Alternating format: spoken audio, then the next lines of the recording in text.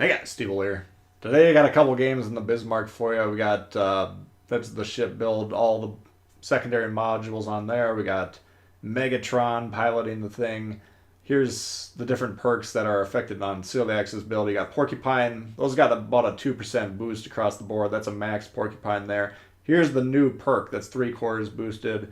You got to go 16.4 on your build to get it all the way boosted. But right now, that's a 10% damage per match boost in terms of the secondaries. If you figure those things are shooting that much quicker, that should roughly translate there. And then Von Hipper, we do have an accuracy boost as well as the range boost. And I did put a few more points into him for this update. So I got him up to, I previously had him at like 11.1, I believe. Now I have him at 14.2. So we got more of a boost on Von Hipper. I want to go over all these things as we go through this video and kind of give me my thoughts on them. But first I want to tell you what we're looking at here. These are AI games. These are test. This is science. We're not going to be shooting the main guns, so we're going to just see how much damage these secondaries can do. I will point out the first game I played in the Bismarck today against AI, I forgot to put the perk there. You can see the turret perk or the secondary perk. You got to switch out the plane for that. So I forgot to do that, and I was just running, balls to the wall secondary build minus that perk. And then since it wasn't going to be a valid test anyways, given the data lacking that perk, I just decided to play the main guns in that game. Wound up with over 200k, which for an AI, that's probably my AI damage record, I would guess. So it's pretty hard to do a lot of damage in AI games just because they tend to die so quickly. Everyone in the game tends to die very quickly, so I thought that was pretty impressive, and I was getting into positions where the secondaries were going off. I was nestling into ships like we're going to be seeing here, but I was firing the main guns as well. So yes, it's an AI game. Take that with a lot of salt, as much as you can get in your mouth at one point in time. But that's a fairly impressive damage output on the Bismarck. Anyway, this first game we got the 5 heal build.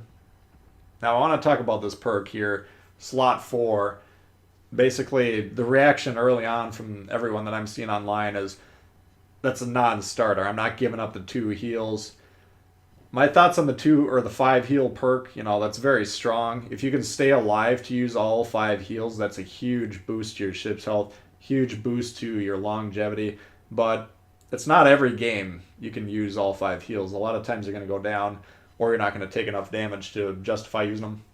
It's kind of once in a while you get to use all 5, but you can say the same exact thing with the secondaries. There's a counter argument to that. Not every game you're going to be in a position where the secondaries are even in play. You might be forced based on what your team's doing or what the enemy team's doing to stay more in range, at least for the duration, a good chunk of the match.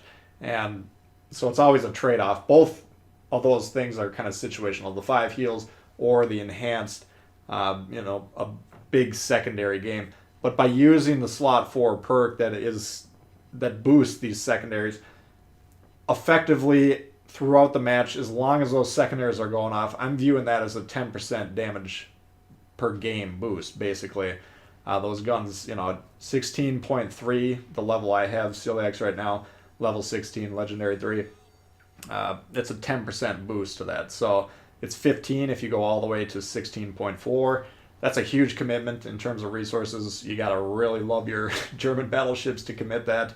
But 15% essentially damage per game, with the secondaries. Whatever they deal, multiply that point by 1.5 or 0.15, and that'll be the boost that you get to that perk. So I think that's pretty strong. I wouldn't necessarily scoff at it. Test it out. We're going to see that in the second game here, and we might talk about it a little bit more. Von Hipper, just straight up as an inspiration. We already get a great range boost. I think right now the level I got him at, he's at a 14.1, I believe. No, 14.2. It's about a 11% boost, give or take. You guys can rewind, look at it at the beginning. I didn't check the numbers.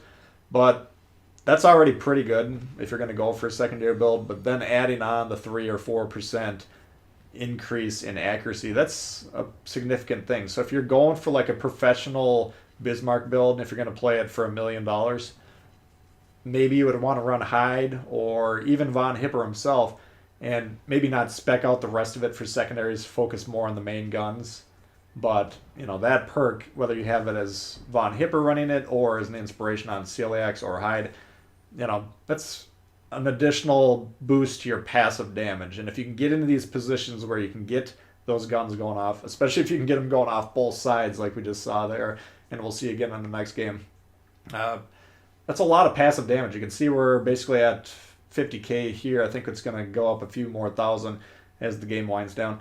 But that's a lot of passive damage. So even if you don't want to, sacrifice the reload mod, the aiming systems mod in slot 1, you don't want to use Porcupine, you'd rather have turret traverse, you don't want to give up your heals, you'd rather keep that in slot 4.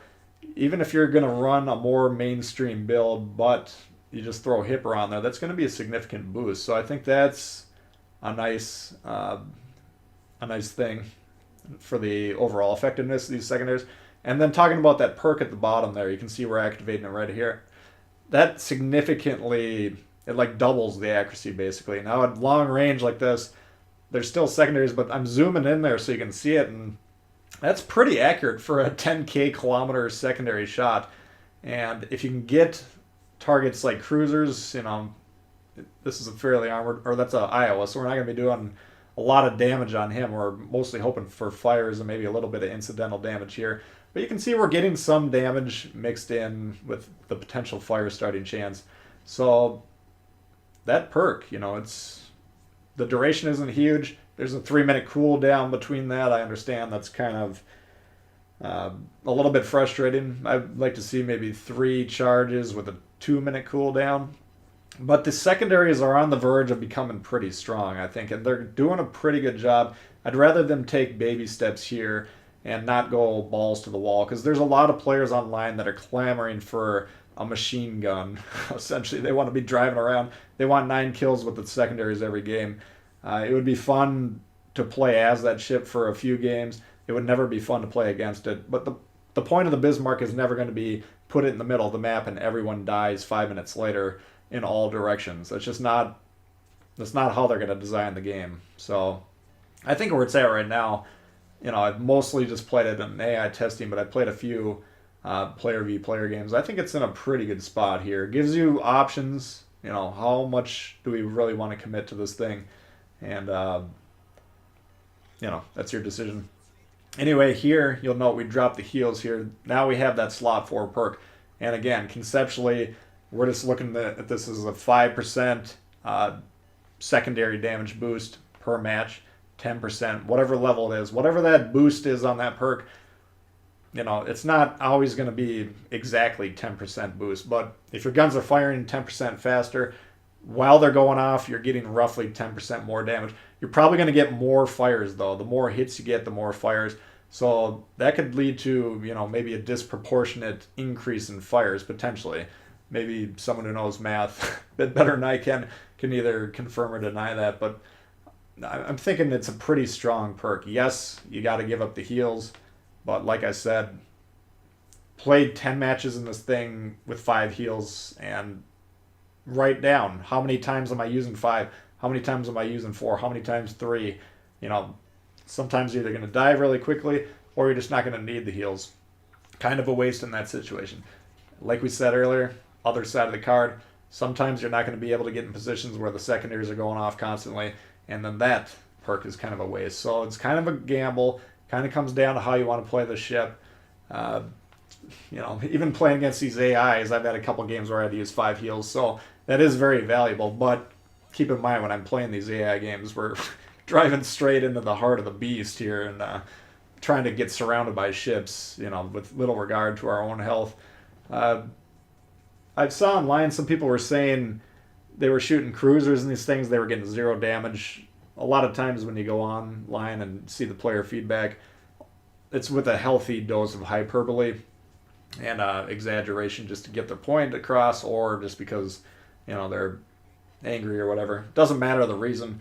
You always got to take that with a little grain of salt. But look at these, even this angled Edinburgh here. This is the ship specifically they said they can't damage.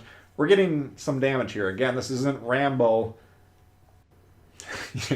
holding down the trigger on the 50 cal for 5 minutes straight, and then everyone on the red team's just dead. It's not how it works.